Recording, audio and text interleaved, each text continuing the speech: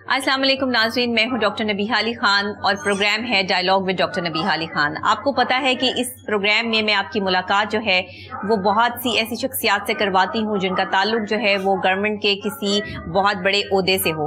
यानी बहुत से मिनिस्टर्स भी हम आपको जो है वो मुलाकात करवा चुके हैं, बहुत से ऐसे लोग भी जो उस शोबे से जो वाबस्ता हैं और अपनी खदमात जो है वो सर अंजाम दे रहे हैं। आज भी एक ऐसी ही बड़ी पर्सनैलिटी हमारे इस प्रोग्राम के जो है वो मेहमान खुसूसी हैं और ख़ास तौर पर एक ऐसी शख्सियत हैं जो बहुत कम लोगों को इंटरव्यू देते हैं। उनके पास इतना वक्त नहीं होता, वो अपना ज़्यादा वक्त जो है वो अल्लाह और उसके रसूलन की खिदमत के हवाले से जो है वो वक्फ कर देते हैं। दादा गनबख्श अली हजवेरी रहमतुल्लाह अलैह के उस मुबारक के मौके पे भी उन्होंने अपनी तमाम खदमात जो है वो सर अंजाम दी और दे रहे हैं और साथ सिक्योरिटी के तमाम इंतजामात जो है वो भी देख रहे हैं। हमारे साथ आज हमारे dialogue with doctor Nabiha Ali Khan के ख़ास और खुसूसी मेहमान हैं मिनिस्टर औकाफ पीर सैयदुल हसन शाह साहब। अस्सलाम वालेकुम।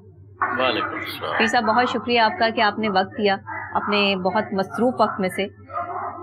मैं आपसे गुजारिश करूंगी कि हमारी नई नस्ल के लिए जो इस वक्त में हम इतने बड़ी हस्तियों के दरमियान जो हमारे दरमियान यहाँ मौजूद हैं उनकी तालीमात जो हैं उस हवाले से हम ना आशना हैं, उस तरह से हमारी यंगस्टर्स को, हमारी जनरेशन को जो है आशनाई नहीं है, इस हवाले से आप क्या कहना चाहेंगे? बिस्मिल्लाहिर्रहमानिर्रहीम। आज हजरत सैयद अली हजवेरी दादा गंजबख्श रहमतुल्लाह अलैह जो कि जनूबी एशिया की एक बहुत बड़ी हस्ती है, शख्सियत है, और आप जब तशरीफ़ लाए तो हर तरफ कुफ्रिस्तान ही था जी। वो आपके दम कदम से ऐसी बरकत हुई कि इस्लाम जो है इधर रोशन हुआ। उसकी वजह हजरत दादा गंजबख्श रहमतुल्लाह अलैह है बेशक। और ज़ाहिर है कि ये उस मुबारक का मौका है। इसमें बहुत बड़ी दीनी, मजहबी, रूहानी शख्सियात हर नशिस्त में जो हो रही हैं उसमें वो अपने अपने खुतबात के ज़रिए हुजूर दाता साहब की तालीमात और जो कुरान और सुन्नत के मुताबिक जो अहकामात हैं इस बारे में उसको वो बयान कर रहे हैं। और मीडिया वालों का भी शुक्रिया कि इसमें बड़ा फ़ायदा है कि वो जो तालीमात हैं वो पहुंचनी चाहिए लोगों तक, ताकि ये जो माहौल है इस वक्त एक अफरा तफरी का बना हुआ वो अमन कायम हो, वो मोहब्बत का सबक मिले, वो इजहार का जज्बा पैदा हो। तो वो यकीनी तौर पर आप अगर गौर से इनकी तालीमात को बगौर मुताला करें, देखें, ये सिर्फ पढ़ने से नहीं होता बल्कि अमली तौर पर भी इसको समझने से होगा। तो मैं समझता हूँ कि मौजूदा हालात में हम अपने मकसद से कुरान को पढ़ते हैं, अपने मकसद के लिए कुरान को पढ़ते हैं, कुरान के मकसद को नहीं समझते। जो मेन वजह इस वक्त हुई है कि आपस में इंतशार है। अब मैं ये कहना चाहूँगा कि नबी पाक सल्लल्लाहु अलैहि वसल्लम ने फरमाया है, हदीस है अबू दाऊद की, आपने फरमाया कि क़यामत वाले दिन ऐसे लोग होंगे, अंबिया में से भी नहीं होंगे और शुहदा में से भी नहीं होंगे, लेकिन जब गुजरेंगे अंबिया और शुहदा उन पर रश करेंगे। तो सहाबा कराम ने अर्ज किया, या रसूलल्लाह वो कौन लोग होंगे? आपने फरमाया हुआ औलिया अल्लाह, वो अल्लाह ताला के वली होंगे। तो ये जो विलायत की तरफ मैं समझता हूँ इससे बढ़कर क्या है कि तमाम अहादीस की किताबों में है कि नबी पाक सल्लल्लाहु अलैहि वसल्लम ने 1.25 लाख का मजमा था सहाबा का। तो एक उस शख्स की बात की जो मदीना में आया ही नहीं, जिसने बज़ाहिर आपको देखा भी नहीं। तो आपने फरमाया कि मेरे सहाबा, एक वो शख्स है उसका नाम अवैसे करनी है और मुल्क यमन में रहता है। फिर आपने हजरत अली करमल्लाहु वजह की तरफ भी मुखातब हुए, हजरत उमर की तरफ भी मुखातब हुए रज़ियल्लाहु अन्हु, और कहा कि मैं आपको खुशखबरी देता हूँ कि आप उससे मिलोगे जाके मेरे पर्दा करने के बाद, और जरूर जाना, जरूर मिलना, मेरा सलाम बोलना और उसको कहना मेरा पैगाम है कि मेरी उम्मत की बख्शिश के लिए दुआ भी करें। तो ये जो कंसेप्ट है खुद नबी पाक सल्लल्लाहु अलैहि वसल्लम ने दिया। हालांकि आप शफीउल मुज़निबीन थे, आपका मर्तबा इतना ज्यादा है, तो वो असल में ऐसा करने से ये हुआ कि सहाबा किबार की भी सुन्नत हो गई, आपकी भी सुन्नत हो गई। तो एक उसकी इम्पोर्टेंस जो है वो बताई गई, वो कंसेप्ट दिया गया कि बज़ाहिर में नजर नहीं आऊंगा लेकिन मुकाम विलायत एक ऐसी जगह है जहाँ से अल्लाह और अल्लाह के रसूल मिले। क्या बात है। जैसे आप मुकाम वलायत की बात कर रहे हैं, आप माशाल्लाह खुद ऐसी फैमिली से आपका ताल्लुक है, आपका खुद जो है वो नजर करम आप पर जो है वो बुजुर्गान दीन की है, और आप जिस तरह से मोहब्बत और चाहत आपकी जो है वो इनके साथ जुड़ी हुई है, इनकी तालीमात के साथ है, और जिस तरह ये हजूर दाता गनबख्श अली हजवेरी रहमतुल्लाह अलैह के उस मुबारक के मौके पर आपने तमाम सिक्योरिटी के इंतजाम जो है उनका जायजा लिया, खुद आप गए, हम आपको देखते रहे कि आपने जो है वो बाकायदगी से जो है वो ऐसी जगहों पे भी जहाँ पे बगैर बताए भी आप जो है वो गए, और तमाम बगैर प्रोटोकॉल के हमेशा जो है वो आप सफ़र भी करते हैं। तो ये तमाम चीज़ें जो हैं वो ये दिल की कैफियत हैं आपकी, तो ज़ाहिर ड्यूटीज़ में तो ये शामिल ही हैं, लेकिन एक कुछ दिल की कैफियत भी होती हैं, वो मैं आपसे जो है वो जानना चाहूँगी कि ये मोहब्बत, ये उनसियत और इन बुजुर्गान दीन से, इन हस्तियों से ये मोहब्बत जो है ये किस तरह एक इंसान की शख्सियत में आ सकती है? असल में ये है कि चूँकि सब मिलजुल के ये ख्याल कर रहे हैं, आपने देखा है कि जो ज़ायरीन तशरीफ़ ला रहे हैं वो दादा साहब के मेहमान हैं, बिल्कुल ठीक है ना, वो दादा साहब के मेहमान हैं, तो वली की तरफ जाना और पहुंचना वो तो और बात हो जाती है ना। तो जो रास्ते में फौत हो जाता है, वली तक नहीं पहुंचता, तो अल्लाह ताला उसको भी उसका जो फैज़ अदा करते हैं, यानी उस राह पे चलने को, उसकी तरफ चलने को जो है उसका फायदा होता है। तो जब पहुंच जाता है फिर उसके फायदे का अंदाजा नहीं किया जा सकता। तो ये चूंकि यहाँ वजीर बन के नहीं, मैं यहाँ एक ये समझ लें कि एक जादूगश की हैसियत से हम यहाँ हैं और खिदमत के हवाले से हैं, पूरा महकमा भी लगा हुआ है माशाल्लाह, और उसके साथ साथ बड़े बड़े जो मुअज़्ज़िज़ीन लोग हैं, बल्कि जो बादशाह टाइप के लोग हैं वो भी यहाँ फकीर बन के खिदमत करते हैं, इस जज्बे के साथ आते हैं। बिल्कुल। तो ये जाहिर है कि औलिया किराम की तालीमात है। बिल्कुल सही है। तो ये तालीमात जो है वो हमें सबसे पहला जो दर्स देती हैं वो मोहब्बत का, ईमान का, चाहत का, और सबसे पहली बात आजिज़ी का, जो मैं आप में भी देख सकती हूँ, आपकी शख्सियत में भी देख सकती हूँ, और हमारे नाजरीन भी जो है वो ये चीज़ देख सकते हैं। पूछने वाली बात ये है कि ये आजिज़ी का जो अंसर है ये अता है, या ये इंसान को जो है वो जब तक वो आजिज़ी में ढलता नहीं है, अपनी पर्सनैलिटी को ढालता नहीं है, तब तक आता नहीं है? ये हजरत मौलाना रूम रहमतुल्लाह अलैह फरमाते हैं कि यक ज़माना सुहबत बाउलिया बेहतर 7 साल अतात बेरिया, 100 साल की बेरिया इबादत से बढ़कर है उसकी सोबत में एक घड़ी बैठ लेना। तो ये उनकी जो एक सोबत है, ये उसके एक नताइज हम इसे अता के ज़ुमरे में लेकर आ सकते हैं। ये अता है आजिज़ी, और आजिज़ी से मुराद ये है ये उनकी सोबत में बैठने से मिलेगा। नबी पाक सल्लल्लाहु अलैहि वसल्लम ने फरमाया कि मूतू क़ब्ल अन तमूतू, कि मरने से पहले मर जाओ। इसका ये मतलब नहीं है कि कुछ जहर खा के या खुदकुशी कर लो, बल्कि जब तुम्हारी नफसानी ख्वाहिशात खत्म हो जाएंगी तुम बेमिसले मुर्दा हो जाओगे। तो जब जाती ख्वाहिश ही नहीं रहेगी तो फिर उसके बाद वो जो है फिर अल्लाह की ख्वाहिश होती है। यही इन लोगों का सबक है। एक दफा हदीस में है कि नबी पाक सल्लल्लाहु अलैहि वसल्लम तशरीफ फरमा थे, हजरत अबू बकर सिद्दीक रज़ियल्लाहु ताला अन्हु तशरीफ फरमा थे, कोई बंदा उनसे मुखातब होके तो कुछ सख्त जुमले कह रहा था। तो हजरत सिद्दीक़ अकबर रज़ियल्लाहु ताला अन्हु अपनी गर्दन झुकाए सुन रहे थे, और नबी पाक सल्लल्लाहु अलैहि वसल्लम भी अपना सर मुबारक झुकाए मुस्कुराए जा रहे थे। एक बात पे हजरत सिद्दीक़ अकबर ने जवाब दे दिया उस शख्स को, तो आप उठ के चले गए। नबी पाक सल्लल्लाहु अलैहि वसल्लम उठ के चले गए।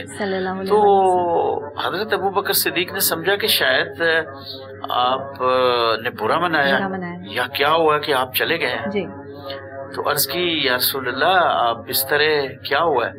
आपने फरमाया मैं देख रहा था कि जब वो बंदा बातें कर रहा था बड़ी सख्त लहजे में, आप खामोश थे तो फरिश्ते जवाब दे रहे थे आपकी जगह पे, तो मैं मुस्कुरा रहा था इस वजह से। जब आपने जवाब दिया तो वो फिर फरिश्ते चले गए कि अल्लाह ने ख्याल किया कि ये अब फिर अपने खुद कफील हो गए हैं, तो फरिश्तों को हटा दिया गया, तो इसलिए मैं फिर महसूस किया और मैं चला गया। तो ये जो लोग होते हैं ये कुछ भी नहीं कहते, ये अपने अल्लाह पर होते हैं, जो अल्लाह इनका ख्याल करता है।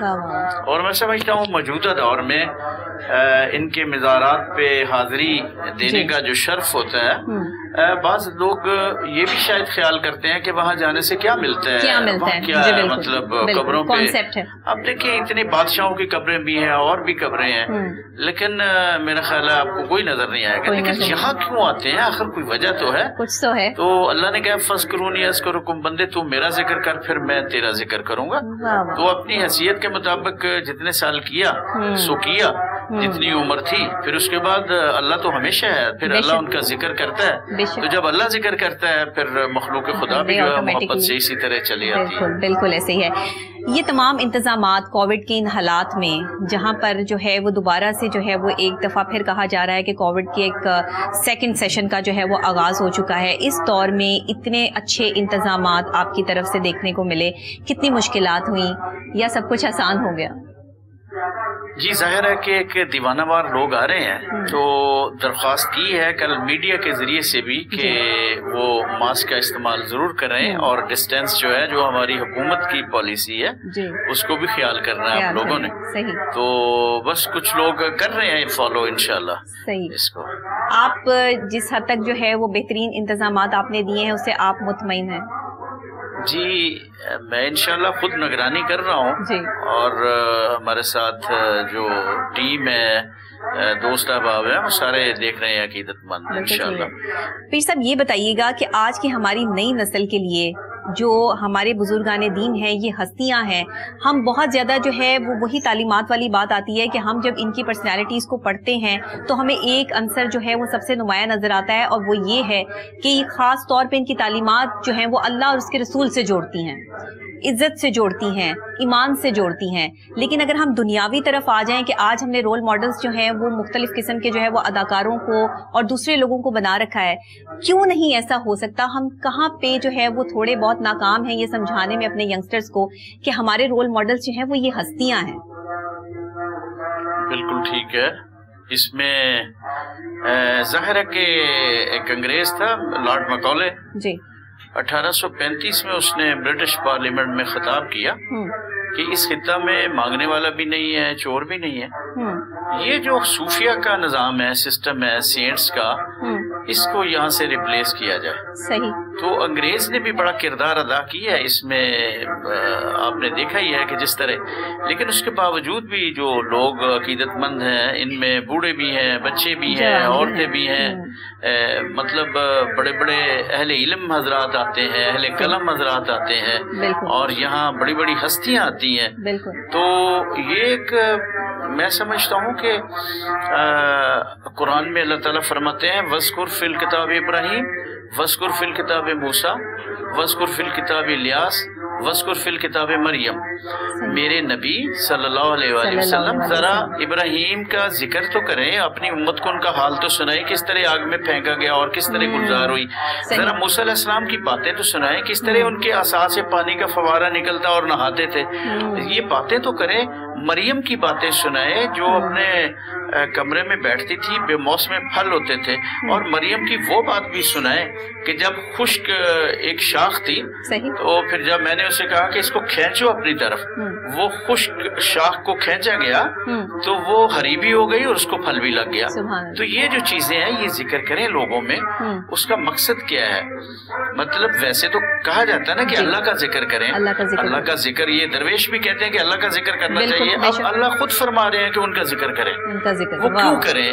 वो करने का मकसद ये है कि जब उनकी बातें सुनेंगे, ईसा अलैहिस्सलाम कैसे मुर्दों को जिंदा करते थे, कैसे वो कोड़ों को सही करते थे, तो ये अवेयरनेस है लोगों में, लोगों में एक कशिश पैदा होगी। लोग उनके पास जाएंगे, बैठेंगे, फिर उन जैसा हाल बना लेंगे, तो फिर अल्लाह का कुर्ब हासिल हो जाएगा। क्या बात तो ये मकसद है। उसके मौका पर उनके हालात, और फिर जो नबी पाक सल्लल्लाहु अलैहि वसल्लम, और ये दादा साहब रहमतुल्लाह अलैह ने भी आप देखें कि क्या किया है। एक तो खिदमत की है अल्लाह की मखलूक की, बहुत बड़ी, और फिर उसके अलावा मोहब्बत रसूल जो है ना वो लोगों के दिलों में डाली है, और अल्लाह का जिक्र डाला है। ये दादा साहब की खिदमत है। और जो उन्होंने खाने का सिलसिला शुरू किया था ना, वो आज तक भी जारी है। लाहौर में होटल बंद हो जाए, कोई जगह मतलब खाना ना मिले, घर में भी ना मिले, दाता का लंगर जारी है। दाता का लंगर जो है ना, क्या बात है, दाता का लंगर जारी है, और दाता का लंगर जो है वो ता क़यामत जो है वो जारी रहेगा इंशाअल्लाह ताला यहाँ से। और आप जैसे मौजूदीन जो यहाँ पर बैठे हैं, और जो आपको वजारत जो दी गई है, जिस तरीके से आपको जो है वो, जब ये औकाफ की मिनिस्ट्री आपके पास आई तो जाहिर है उसमें बहुत सारी पेचीदगियाँ थी, बहुत सारे मसाइल थे, आपने उनको जो है वो ठीक करने की कोशिश की। तो किस हद तक जो है वो अब आप जो है वो बेहतरी समझते हैं, और आप अपने आप में जो है वो अपनी ज़ात के साथ जो है वो मुतमईन हैं?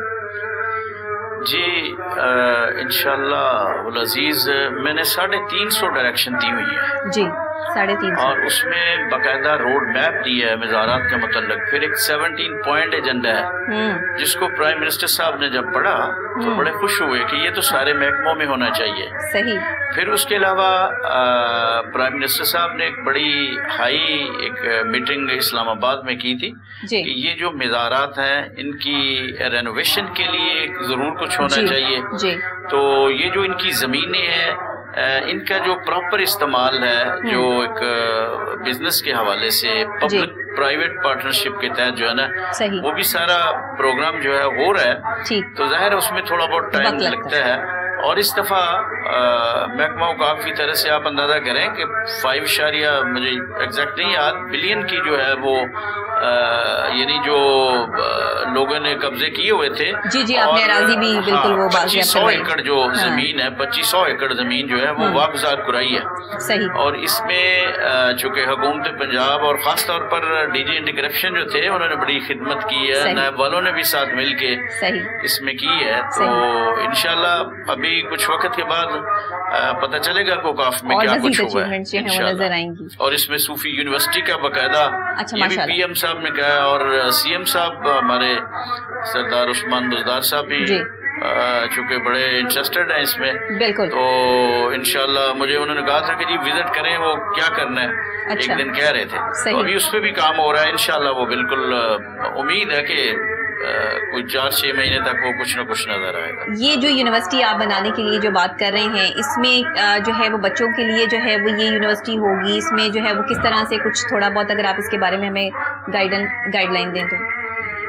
جی بالکل. اس میں صوفیہ کرام کے بارے میں باقاعدہ ہوگا. مقصد یہ ہے کہ ہم ظاہری جو جسم ہے اس کی نمود و نمائش اس کی وہ کھانے پینے کے اس کا ہم خیال کرتے ہیں. تو جو روح ہے اندر اس کا ہم نے کبھی سوچا ہی نہیں. تو اس کے لیے میں نے پرائم منسٹر صاحب چونکہ خود بھی بڑا ایک دلچسپی لیتے ہیں روحانی حوالے سے. جی ماشاءاللہ. تو ایک جو روحانی حوالے سے جو ہے وہ پھر جو تعلیمات ملیں گی خاص طور پر میں نے انہیں کہا کہ تمام یونیورسٹی میں ایک اسپرچل جو سٹڈیز ہے اس کے لیے ایک ہونا چاہیے سبجیکٹ. اور اگر پراپر طریقے سے وہ اسٹوڈنٹس کو تعلیمات دی جائیں تو انشاءاللہ ضرور اس میں انٹرسٹ پیدا ہوگا نوجوان نسل کے. بالکل صحیح ہے. اور جس طرح سے ہمارا جو ہے وہ انگلش سلیبس ہے اور بچے جو ہے وہ انگلش میڈیم اسکول میں پڑھتے ہیں وہ بالکل جو ہے وہ شیکسپیئر کو جانتے ہیں وہ مختلف اور پوئٹس کو جانتے ہیں لیکن وہ بابا بلے شاہ کو نہیں جانتے.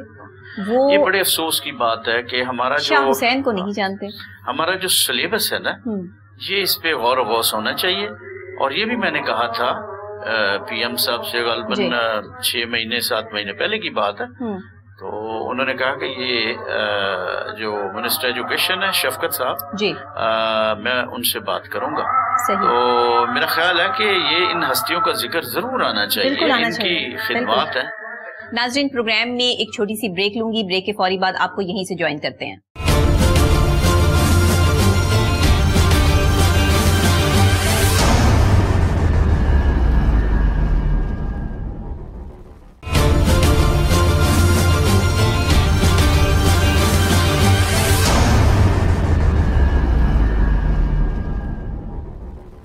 پروگرام میں آپ کو دوبارہ خوش آمدید کہتے ہیں. پروگرام ہے dialogue with doctor نبیہہ Ali Khan اور آج ہمارے جو گیسٹ پرسنالٹی ہیں بہت ہی معزز شخصیت ہمارے ساتھ یہاں موجود ہیں. پیر سید الحسن شاہ صاحب منسٹر اوقاف اور ان کی خدمات اور ان کے معاملات اور خاص طور پہ ان کی ایک اسپرچل پرسنالٹی جس کے حوالے سے جو ہے وہ ہم سوال بھی کریں گے اور آگے بات بھی کریں گے. اگر ہم داتا صاحب کی بات کر لیں اور گنج بخش علی حجویری رحمۃ اللہ علیہ کا ذکر کر لیں تو وہ تو جو کماتے تھے وہ بس شام کو جو ہے وہ سب میں بانٹ دیتے تھے. اور اسی لیے جو ہے وہ داتا صاحب کے جو ہے وہ میں تو ان کو کہتی ہوں کہ گورنر جنرل ہیں لاہور کے. آپ دیکھیں کہ قرآن پاک میں اللہ تعالیٰ نے ولیوں سے محبت کرنے والا کتا تھا ایک, ٹھیک ہے نا. کیا ضرورت تھی اس کا ذکر کرنے کی؟ یہ ہمیں سمجھانے کے لیے. ہم پھر بھی نہ سمجھیں. تو کتے نے محبت بھی کی ہے جو اصحاب کہف کا کتا تھا اور اس نے استقامت میں 309 سال بیٹھا رہا, ہلا نہیں ہے کہ مجھے کھانا اور پینا نہیں مل رہا وہ میں اور کوئی در ڈھونڈوں لیکن وہ جو کتا ہے وہ در چھوڑ کے نہیں گیا.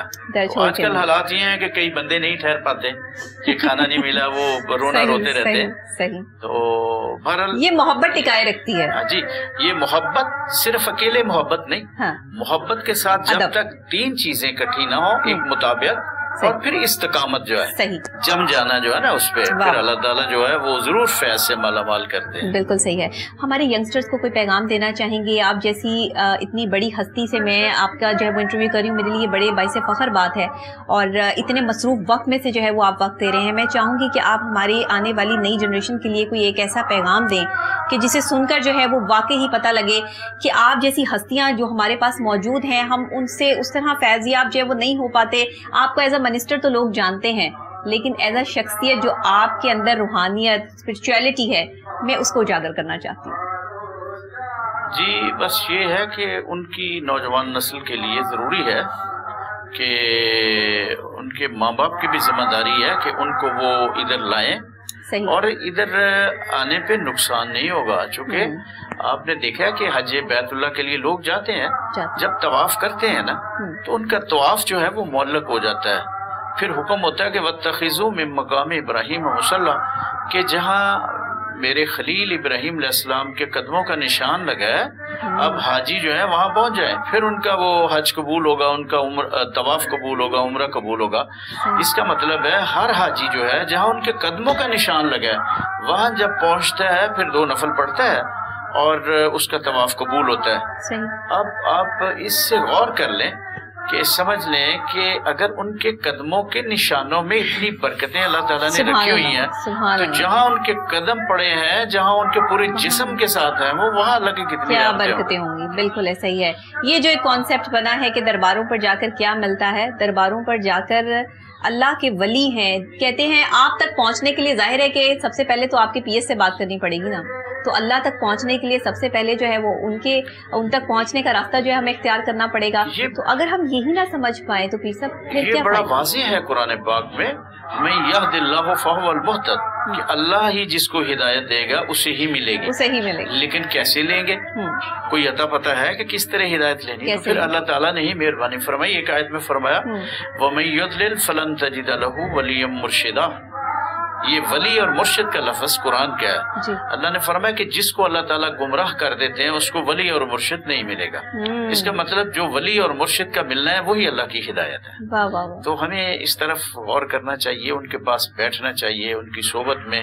آج کل اس روپ میں اور بھی بہت سارے لوگ ہوتے ہیں، لیکن میرا خیال ہے ان کی طرف دیکھنے کی ضرورت نہیں ہے. تو ہم جس ہستی کے پاس اس وقت بیٹھے ہوئے ہیں انہی کو دیکھنا چاہیے، اور انشاءاللہ ان کی جو تعلیمات ہیں اگر ان صحیح معنوں میں اس پہ عمل کیا جائے تو نوجوان نسل جو ہے وہ تو رہ نہیں سکے گی اس کے بغیر. پھر صاحب ایک چیز جو ہم یہاں پر بہت زیادہ دیکھتے ہیں وہ یہ ہے کہ یہاں آس پڑوس میں اس طرح کے کچھ بہت سارے ایسے لوگ ہیں کہ جو سڑکوں پر ہیں، فٹ پاتھ پر ہیں، نشے کی حالت میں ہیں. اس طرح کے لوگوں کے لیے جو ہے وہ کیا اقدامات کیے جا رہے ہیں؟ اس طرح کے لوگوں کے لیے اقدامات وہ جو نبی پاک صلی اللہ علیہ وسلم نے کیے تھے. مجھے کل بھی کسی نے کہا تھا کہ جی ادھر وہ باہر لوگ بیٹھے ہوتے ہیں کئی ایسے جو ایسے، میں آپ کو بتاؤں جس کو کوئی قبول نہیں کرتا، گھر والے قبول نہیں کرتے، لیکن یہ وہ درگاہ ہے کہ ایسے لوگوں کو بھی قبول کرتے ہیں. وہ کدھر جائے؟ بیچارے کو دھکے ملتے ہیں، وہ بیچارہ نشہ یا جو بھی ہے، تو وہ چونکہ انسانیت سے سب پیار کرتے ہیں. یہی سبق نبی پاک صلی اللہ علیہ وسلم کا اور یہی اولیاء کرام کا سبق ہے. تو میں آپ کو بتاؤں کہ نبی پاک صلی اللہ علیہ وسلم کے پاس ایک عورت گئی تو آپ کو اٹھا کے لے آئی، تو باتیں کرنے لگی. دھوپ میں کھڑے، آپ پسینے سے شرابور، اور صحابہ کرام دیکھ کے پریشان ہو رہے تھے کہ آپ دھوپ میں کھڑے ہیں اور پسینے سے شرابور ہیں. آخر اس عورت نے ہی کہا کہ اے اللہ کے نبی، گرمی بہت ہے، پسینہ کافی آ گیا ہے، تو باقی پھر کر لیں گے. تو آپ نے کہا جیسے تو خوش ہوتی ہے، جیسے تو چاہے گی. تو پھر وہ چلی گئی. تو آپ واپس ہوئے تو صحابہ کرام جو بڑے غصے میں تھے عرض کی یا رسول اللہ یہ ایک ایسی عورت ہے، اس کو تو منہ لگانا پسند نہیں کرتا مدینے میں، اور آپ کو دھوپ میں کھڑے رکھا، تو آپ بڑے ہی دھیمے سے مسکراتے فرمانے لگے، ہمارے نبی صلی اللہ علیہ وسلم فرماتے ہیں کہ میرے صحابہ جس کو کوئی بھی منہ نہ لگائے، اور اگر میں بھی نہ لگاؤں وہ کہاں جائے گا؟ تو یہ مقصد نہیں ہے یہاں کہ وہ باہر پڑے ہوئے ہیں، وہ کہاں جائیں؟ ان کے پاس روٹی نہیں ہے، یہ وہ جگہ ان کے لیے روٹی کا بندوبست ہے۔ یہ تو ہماری ذمہ داری ہے، لوگوں کی ذمہ داری ہے کہ مل جل کر اگر کوئی اس لعنت میں ہے پڑا ہوا، اس کا علاج کرا دیا جائے۔ لیکن جہاں تک آپ کہیں کہ وہ ان کو بالکل یہاں سے نکال کے تو دریائے راوی میں پھینک دیا جائے، یہ ناقابل برداشت ہے، انسان ہے۔ تو یہ بس ایک ایسی جگہ ہے جہاں جس کو کوئی بھی جگہ نہیں ملتی، وہ دادا صاحب آسرا ایک سبب بن جاتا ہے، بھوکوں کے لیے، جو گھروں سے نکلے ہوئے ہیں، سب کے لیے یہ ایسے آستان ہے۔ پیر صاحب، بی بی پاک دامن کے حوالے سے اگر ہم بات کر لیں، دربار عالیہ کے حوالے سے بات کر لیں، بہت بڑی ہستی اور جو ہے وہ بی بی، وہ خاتون بی بی کے جن کا مطلب دربار کے حوالے سے جو ہے، پہلے بھی آپ سے جو پہلے منسٹر صاحب تھے ان سے بھی میری اس ٹاپک پر بات ہوئی، لیکن انفارچونیٹلی پچھلی حکومتوں نے جو ہے وہ ان سب چیزوں پر جو ہے وہ توجہ نہیں دی، معاملات کچھ اس طرح کے نہیں ہو پائے۔ دربار جس طریقے سے جو ہے وہ بنا ہے، وہاں پہ کچھ قبر مبارک اور بھی ہیں، تو ان پر جو ہے وہ پہلے بھی کہا گیا کہ ان کو جو ہے وہ سیپریٹ کر دیا جائے، یا راستہ جہاں سے لوگ جو ہے وہ گزرتے ہیں، وہ قبر مبارک جو ہے وہ ان پر پاؤں بھی آ جاتے ہیں یا کچھ اس طرح سے، تو ان کو جالیوں سے جو ہے وہ کور کر دیا جائے۔ اس حوالے سے کچھ، جیسے آپ کہہ رہے ہیں کہ درباروں کی تزئین و آرائش کے حوالے سے بھی آپ کام کر رہے ہیں، تو اس حوالے سے بھی کچھ ہو رہا ہے؟ جی، صرف میں نے کیا کرنا ہے، پرائم منسٹر اس میں لگے ہوئے ہیں، وزیر اعلیٰ صاحب لگے ہوئے ہیں، اگلے دن وزیر اعلیٰ صاحب نے پیسے بھی دیے ہیں، مطلب داتا صاحب کے لیے، حضور بابا فرید گنج شکر رحمۃ اللہ علیہ کے لیے، اور بی بی پاک دامن کے ذاتی طور پر وہ دلچسپی لے رہے ہیں۔ اس میں تمام جو ہائی کمان کے لوگ ہیں وہ بیٹھ کے وہ ساری چیزیں دیکھ رہے ہیں، صرف میں ہی نہیں، مطلب میرے ساتھ چیف سیکرٹری صاحب بھی، اور وزیر اعلیٰ صاحب بھی، اور آئی جی صاحب بھی، اور سیکرٹری اوقاف اور لا والے بھی، سارے مل جل کے، ہوم ڈپارٹمنٹ والے، چونکہ ساری چیزوں کو دیکھنا ہوتا ہے، بالکل صحیح، حساس جگہ ہیں یہ جی، تو اس کے لیے میں سمجھتا ہوں کہ انشاءاللہ وہ بن بھی رہا ہے، تو آہستہ آہستہ جہاں تک اس کی وسعت کی گل ہے، بات ہے، وہ لوگوں نے چونکہ گھر بنائے ہوئے ہیں تو زبردستی نہیں اٹھایا جا سکتا، بس اس کے لیے یہ ہے کہ ان کو پیسے دے کے پھر آہستہ آہستہ جگہ جو ہے اس کو وسیع کیا جائے۔ ٹھیک ہے، اس پر بھی کچھ اقدامات جو ہے وہ کر رہے ہیں آپ لوگ؟ جی بالکل، ابھی وہاں تعمیر تو شروع ہو گئی ہے، تعمیر تو ہو رہی ہے، اس کے بعد انشاءاللہ پھر وہ چونکہ 2 کنال شاید جگہ ہے، تو ابھی اس کے بعد انشاءاللہ اس کی جو وسعت ہے اس کے بارے میں کوئی فنڈز وغیرہ کوئی جنریٹ ہوں گے یا ملیں گے، تو پھر انشاءاللہ آہستہ آہستہ اس کو وسیع کیا جائے گا۔ پھر صاحب، منسٹری اوقاف کی اگر بات کر لیں تو اس حوالے سے کچھ نئی جو آپ اصلاحات لا رہے ہیں اس میں، اس حوالے سے اگر آپ ہمیں کچھ بتانا چاہیں۔ جی، میں نے پہلے ہی عرض کیا تھا کہ 17 پوائنٹ ایجنڈا ہے، اس کو ضرور دیکھ لیا جائے۔ وہ پی ایم صاحب نے پسند کیا تھا، اس میں بہت ساری چیزیں ہیں کہ یہ جو گلے ہیں الیکٹرانک گلے ہوں، تاکہ یہ جو پیسے چیریٹی کے ہیں یہ اس کا جو صحیح مصرف ہونا چاہیے، یہ محفوظ ہوں۔ یہ جو چندے کے پیسے ہوتے ہیں جو لوگ ڈالتے ہیں اس کے لیے، پھر میں نے کہا کہ بڑے ڈیسنٹ طریقے سے جو کھانا ہے زائرین کو ملنا چاہیے، ان کو سہولیات ملنی چاہیے، ان کے راستوں کو سرسبز کرنا چاہیے، جوتوں کی فیس نہیں ہونی چاہیے، اور واش رومز کی کوئی فیس نہیں ہونی چاہیے۔ اب آپ دیکھیں، یہ جو سکھ مذہب میں ان کی ایک کتاب ہے، اس کو وہ پنکھی سے جھل لگاتے رہتے ہیں، پھر اس کو اسی کے کمرے میں رکھتے ہیں۔ تو میں سمجھتا ہوں کہ اگر وہ اتنا اپنے گردواروں میں دیکھیں نا، وہ سارا سسٹم درویشوں کا ہی ایک چل رہا ہے کہ لنگر کھلانا اور سر ڈھانپ کے رہنا، یہ صوفیہ کرام کا ہے اصل میں۔ انہیں کی جگہوں پہ جو حاضری دیتے ہیں ان کے لیے تھا کہ ننگے سر نہیں جانا اور ادب سے بیٹھ کے کھانا ہے، ان کی تعلیمات کو سننا ہے، ان کی صحبت میں بیٹھنا ہے۔ تو ہمیں بھی خیال ہونا چاہیے کہ یہاں آپ کو پتہ ہے حضرت مولانا روم کے مزار پہ لوگ جاتے ہیں تو وہاں بڑے بڑے جنرلز اور بڑے بڑے لوگ کھڑے ہوتے ہیں، وہ جو زائرین آتے ہیں ان کے جوتوں کو وہ تھیلوں میں رکھتے ہیں، ایک ایک گھنٹہ کو ڈیوٹی دیتا ہے، کوئی 10 گھنٹے، کوئی 2 گھنٹے دیتا ہے، کوئی آدھا گھنٹہ، اس طرح مختلف جو ہے، تو وہ لوگ اس طرح سے زائرین کی خدمت کرتے ہیں۔ ہمارا بھی خیال ہے کہ اللہ تعالیٰ ہمیں بھی موقع دے کہ ہم بھی تھیلا پکڑ کے کھڑے ہوں اور زائرین کے جوتے ہم سنبھالیں خود۔ ماشاءاللہ، یہ آپ کی سادگی ہے جو آپ کی شخصیت میں جو ہے وہ جھلکتی ہے، اور آپ کیسی پرسنالٹی ہیں آج لوگوں کو یہ جان کر بھی جو ہے وہ جاننے کا موقع ملا ہے۔ ایز اے منسٹر تو لوگ آپ کو دیکھتے ہی ہیں، جانتے ہی ہیں، آپ کی خدمات بھی دیکھ رہے ہیں، لیکن ایز اے پرسن آپ کی شخصیت میں جو اسپرچویلٹی ہے، جو سادگی ہے، وہ میرا خیال ہے اس انٹرویو سے جو ہے وہ کافی حد تک جو ہے وہ لوگوں کو کلیئر ہو گئی ہوگی۔ ایک دو آپ کی پرسنالٹی سے ریلیٹڈ سوال کرنا چاہوں گی اگر آپ کی اجازت ہو تو۔ میں جاننا یہ چاہتی ہوں کہ پیر صاحب، آپ اپنی فیملی کے ساتھ، اپنے گھر والوں کے ساتھ کتنا ٹائم سپینڈ کرتے ہیں؟ یہ تو آپ کا جو ہے وہ سلسلہ جو دربار عالیہ پر ہے یا جو آپ خدمات سر انجام دے رہے ہیں، ایک اسپرچل پرسنالٹی ہیں آپ، گھر والوں کے لیے کتنا وقت نکالتے ہیں؟ بس میں تو سارا کچھ گھر ادھر ہی سمجھتا ہوں۔ جب سے یہ ہوا ہے تو بس چل رہا ہے، گھر میں بھی وقت مل جاتا ہے تھوڑا بہت۔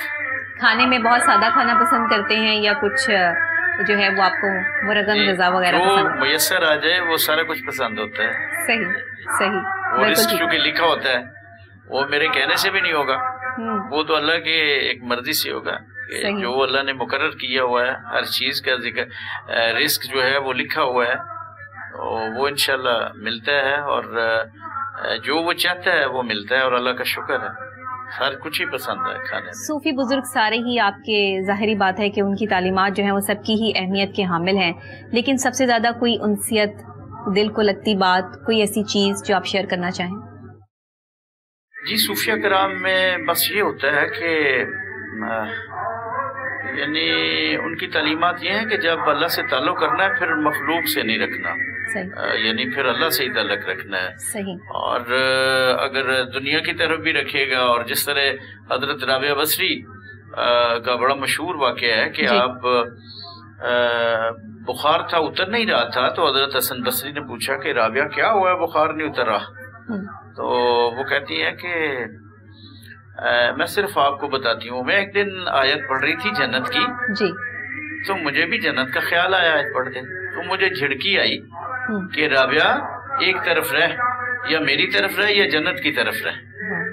تو مطلب یہ ہے کہ اللہ تعالیٰ بھی یہ نہیں چاہتے ہیں کہ جو میری محبت ہے اس میں کوئی تقسیم ہو یا وہ میرے لیے خاص ہو۔ تو اس کی جو محبت ہے اس کے لیے اب کیسے اللہ تعالیٰ سے ہم محبت کریں؟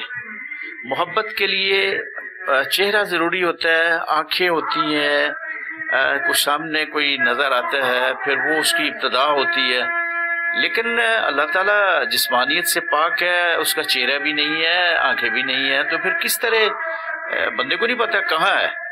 تو پھر جب تک دیکھیں نا تو محبت کیسی؟ اگر تصور میں ہم اللہ تعالیٰ کا اس طرح کریں کہ اللہ ایسے ہے، وہ بھی نہیں ٹھیک ہے، اس لیے کہ اللہ لامحدود ہے، اور اس کا جو تصور کرنا ہے وہ محدود ہے، وہ ٹھیک نہیں ہے، وہ نقصان دہ چیز ہے۔